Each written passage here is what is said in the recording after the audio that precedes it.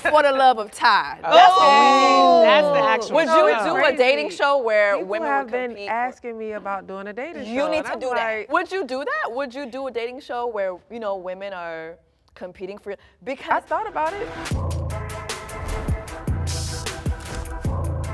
Welcome to the brand new season of Listen to Black Women. I'm Lore'l, joined by my beautiful co-host, Jessie Woo. Do y'all feel like the coverage of women's sports has increased now that there's a little bit of more of a spotlight on it? Absolutely. Yeah. I definitely feel like maybe 5 years ago, the WNBA wasn't what it is now. For sure. And, you know, Ty, you can chime in on this. I feel like Angel Reese and Caitlin Clark both have, you know, put in the younger generation because we live in an era where we're always on social media. Yeah. No one, you know, goes on CNN or CBS or Fox News to find the breaking ground story. Yeah. They're, you know, doing clickbaits. They're looking on Bleacher Report or The Shade Room, Baller Alert, Gossip. That's how we find our new media. And we have to cater to the younger generation. And I think young women like Caitlin Clark and Angel Reese, you know, it's easy to watch them. Yeah. And just like Ty, her being on a reality TV, I think a lot of young women are inspired. Like, hey, I don't have to just be a coach, but I can be a media personality too. I want to do what she's doing. She's in rooms that I probably could never be in, but, you know, just watching her, how can I get a start? How can I, you know, get a head start? So I definitely feel like, you know, Angel Reese, Caitlin Clark, the Sparks, and having young women like her on national television watching the cultured shows is pretty much putting a great light on it. So maybe that drama was necessary of them getting into that little... Yeah, and that's what I was going to speak on too, like, you know, because watching the game and that back and forth between the two, it brought everyone in, like not just the women supporters, but the men as well. Yeah. And I feel like that's vital in sports. You know, you want a little banter, you want a little back and forth. Yeah. Like it's in the men's game. Competitive. Yeah. Exactly. Why not, you know, continue it for the women's game? You know, sometimes I feel like the refs, they try to stop it a little too soon. You know, like let them have the banter, let them have the back and forth. As long as they're not fighting, Yeah. that's what the people want to see. exactly. Trash talk. I know you've seen a little good fight on the court though before. I might have been in a few, but you know. Oh no! That's how with the hands. Scared of you. I kind of feel like, yes, the banter is good, and yes, new audiences have been introduced to the WNBA, for instance, but how do you guys feel about the racism as well? I feel like, yeah. I mean, it's getting more popular, there's more butts and seats, but we're also seeing a lot of like racist narratives, and when we talk about someone like Angel Reese, like the things that she's been They tore her. called Oh, and the things that have been said about her, like how do you guys feel about that? Well, I mean, it's unfortunate, and I feel like it's the media. Like the media promotes that. Gonna hype it up. every Yeah, time. you know, and someone like Angel, who I have a personal relationship with, she's a great kid. And to be that young and to be living your dream and having to deal with that, no one should have to deal with that. Yeah. But I feel like it's the media who promotes that, you know, because they even made the issue with her and Caitlin bigger than what it was. Absolutely. It dominated headlines for All the time, yeah. And it's clickbait. Yeah. Because they don't even hate each other, you know, but if you see the media, if you're not actually knowing them or watching the games, that's what you will receive or think. When Angel was going through all that, did you have a chance to speak with her and give her some words of encouragement? Absolutely, you know, I always tell her, even to this day, you know, continue to be yourself, continue to be a light, continue to push the envelope. Like, people are watching you, and no matter what you do, people are going to talk about you. But you have your family, you have the people, your support system that's going to be there to give you the love and give you the support that you need. Because it is difficult. Being in the limelight, making money like she's making, you know, breaking barriers like she's doing. Like, it's tough, especially at her age. So I always try to encourage her, and she has people in her corner too. There was another situation that was extremely controversial, and that was with them throwing those dildos on the damn court. I just wonder I thought how that was y'all felt. fake. Was it I funny thought that was to fake. you? I Was couldn't know. it I thought it was disrespectful AI. to you? Was Why it are like, you bringing that to a game? Yeah. How did you why? get it in? Yeah, That is true. What's like, up with I was- security? Was this pre-planned? Because I can't even bring a small bag. They're on me. So, Yeah. I like, thought we had how- to wear clear plastic bags. Right. Yeah, Are like, very, how did very that even small. happen? And like, do you feel like that was like a a promotion marketing thing, I or don't I don't think it was a was. promotion. I think it was just some people being ignorant. Yeah, Yeah. absolutely, 100%. they did bring it to the NFL too. I think They threw it- did? Yeah, they had threw one on the Lord. field See? as well. Yeah. Well, It's a lot of controversies. Also, okay, so with male athletes, right? If they put their hands on their significant other, they're suspended, they're often fired, let go. We seen Sha'Carri, she was in the airport and she got a little unruly. She tried to lie, say she didn't put her hands on him, but she did. Do you feel like the same punishment should be across the board, or is it different because it's a woman? no, nobody should be putting their hands on people. Period. Period. Like at all. Period. Yeah. Yeah. So y'all And no feel one like- should tolerate violence. Yeah. So you feel like that's a suspended thing, like she should be suspended from the next track, or?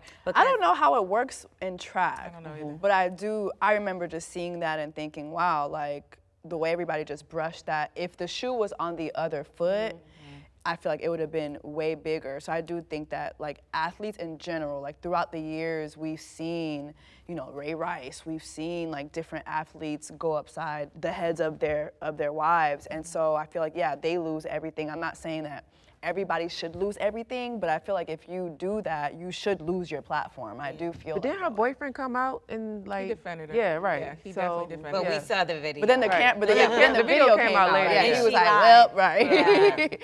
So yeah, I just feel like the message needs to be sent across the board that it's not just a man thing. It's Right. everybody needs to keep their hands to hands off. themselves. But I feel like the women don't get as much backlash when it comes to that, but it does with just anything controversial, because a man could get into a back and forth on the court and it's nothing. But when a woman gets into a back and forth on the court, it becomes this big headline. We've seen LeBron have words with people and it goes nowhere. Angel Reese says one thing and she's a problem child. Yeah. But I think that's one of the issues when it comes to women's sports. The promotion we get is when something is like viral, like a big moment. We're not getting the support, constant- the constant, you know, Correct. recognition, the constant media for games, for positive things that like Angel was doing. You know, like even with the blogs, it's the media. So we need that. Don't just wait for the viral moments. Like show the support for us. Just show the game. Yeah. And I Show think them, it's support them. outside of women in sports. You know, we see Shador Sanders all the time. He was a quarter three quarterback, but now he's just been promoted to be the number 2 quarterback. Kinda. Yeah. Because they're looking for another veteran, Right. right? But, you know, when it comes to being in the media room, you don't really interview quarterbacks who isn't the starting quarterback. Very true. And Shador, you know, he boosts algorithms. You know, He's a name. Yeah, he's always scrutinized over the internet, but why? Because he's the main topic. And, you know, Deion Sanders, he didn't become an NFL coach because he couldn't. He didn't become an NFL coach because people were afraid of what he could become. They're always wondering, you know, what could they do next, or what are they about to do? You know, so I just feel like, you know, we use the same narrative because we need clickbaits. And I don't mean we as, you know, black individuals, but as a media in whole. Like, why are we still telling the same story and scrutinizing the same kid? Over and And I over think it's the again. same thing about Kyron Lacey, the LSU player who recently took his own life earlier this year. that's We haven't been talking about the video that's been resurfacing the internet with new evidence that he was never a part of the accident. He was behind the accident, but it's not getting media attention. Why? Because it's positive. So I do agree with you guys that, you know, a lot of, you know, individuals do, you know, spark the internet because it's negativity, not so much of its positivity. Right. I do want to talk about the money side of things because in the beginning, I feel like women weren't making as much. They're starting to make a little bit more now. I remember the whole they had to fly commercial when it came to the WNBA players. And now, I believe, is it able that Charter flights. Is it charter flights now? So you've been through it, right? From I sat in the back and I was on the charter last year. Yeah. really. And so how does it feel now that it is started? It's not equal at all. Nowhere near it. But it's starting to look like it's changing a little bit. I mean, it is changing, but there's still drastic changes that could be made. But the more that the ladies fight for it, You know, you have to fight for it to happen, and that's what they're doing even now, trying to negotiate the CBA. They keep trying to compare it to the men, like the outsiders, like, oh, they're not bringing in as much money as the men, but it's about the revenue. The men are getting 50%. The WNBA ladies are getting to 20 to 25%. So that is the big issue. What about like as in the media as someone who covers this, do you feel that being a woman in your space, the pay is fair? I think to each his own. I think it depends on the network and what you do. Because for an example, there were a lot of conversation about Molly from ESPN, you know, her leaving ESPN because she didn't get her desired pay. Yeah. And it's like, hey, why can't I receive at least $1 million when you have influencers and TikTok creators getting paid $100,000 To a month? come. Right. Exactly, yes. So just So come it's to like one of events. those things where, hey, I need respect and I know my worth and you're gonna respect my worth. I don't think that everybody pay is equivalent, but I definitely think it's based off the brand. And that comes with finances too, because the media companies, what exactly are they being paid? Yeah. That's what it boils down to. Because if we're all on a show and we have to split it, it's like, what is Stephen A. Smith making on ESPN? It's like maybe because he's been there for 5+ years and because he is the main conversation. Will ESPN be the same thing with or without Molly? You know, so that, you know, comes into conversation too. But I definitely think women in sports, they do need to be paid enough.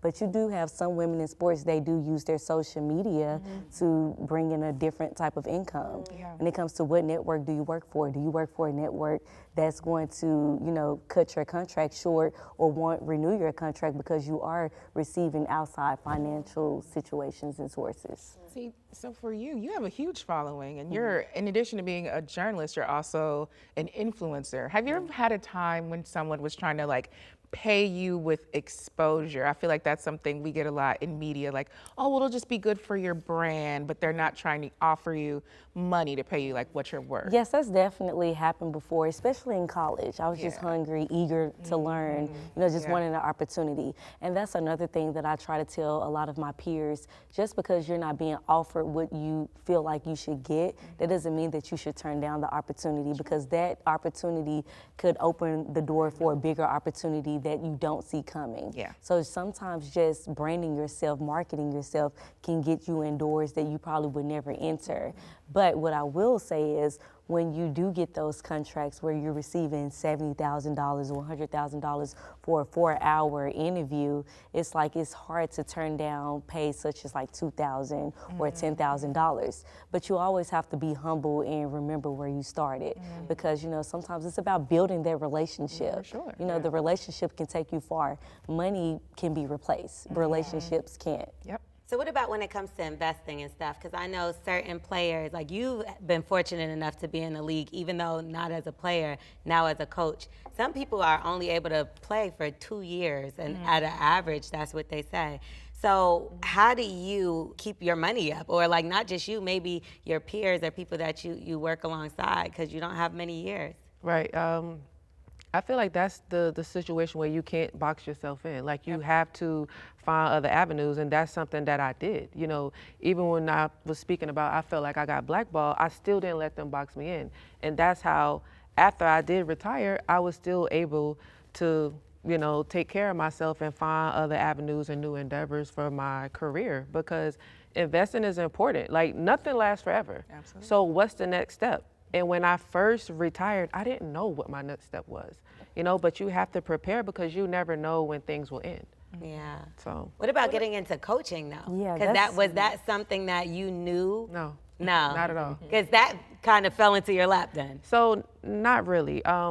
For me, I've always said that I didn't want to coach. Really? And so I just felt like it was so cliche, like every athlete, once they retire, they either coach or I become an analyst. You know, I wanted to do something different. I thought that was good to go from that to that. No? But I like doing different. I like to, Show you some know, Instagram. Yeah, okay. So I found myself at home with my trainer watching, he coached high school. So I was watching the game and I found myself critiquing the players, you know, giving them little gems that I knew. And I got a call asking did I want to coach. And so I said, do you have a coaching job? And he's like, no, I want you to do this NBA coaching program. So I did the NBA coaching program and I fell in love with it and I became passionate about it. So then that's how I got into coaching. That reminds me of Coach Staley. They said she was offered the job for the Knicks, or that she went to go do an interview for it. And the backlash I saw from the men were so disgusting. Like they would never go to a game again. Right. Yeah. They would never. Sexism. Very much so. Could you see somebody like her even being in that position? Absolutely. Yeah. Being a head coach, a coach for the NBA, absolutely. But that's one of the issues. You don't see women head coaches in the NBA, but you see very many male coaches in the WNBA. Yeah. Why? Doesn't make sense. You know, it doesn't make sense. And when are we going to be able to get our opportunity, not even just for the NBA, but for our own league? Yeah. Because you actually know the game because you played it. Right. And that was something that the players would say, you know, having coaches that actually played in the W, like we did it, we've been through it. And the opportunities are not there, and they're not there long enough. So we have to continue to keep fighting. Why do we have to fight so hard? Players feel more comfortable having a woman in their corner. Yeah, I would think Yeah. so. Especially in the A woman league. will be able to understand me. A man won't, especially if this is my job and I'm trying to make it out of college and make it a career. I would feel better having you in my corner. Exactly. Someone that's relatable. Yeah. Right.